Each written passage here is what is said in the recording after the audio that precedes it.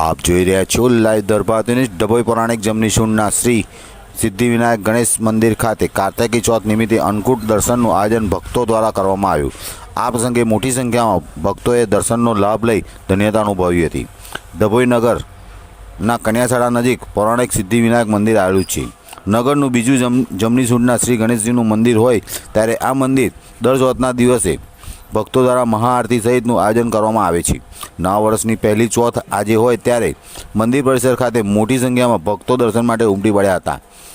આ પ્રસંગે ભક્તો દ્વારા અન્નકૂટનું આયોજન કરવામાં આવ્યું હતું અને ભગવાન શ્રી ગણેશજીને 56 ભોગ ધરાઈ મહાપ્રસાદી સાથે મહાઆરતી સમયે ભક્તો દર્શન કરી ધન્યતા અનુભવી હતી।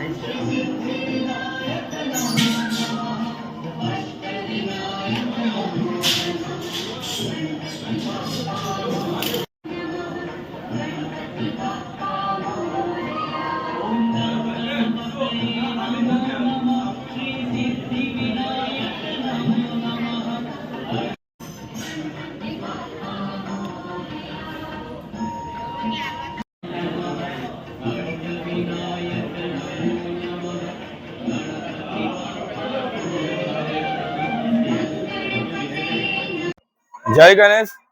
ડભોઈ ગામની અંદર સિદ્ધિવિનાયક ગણપતિ મંદિર આવેલું છે। આ મંદિર 250 વર્ષ જૂનું ગાયકવાડી શાસનનું મંદિર છે।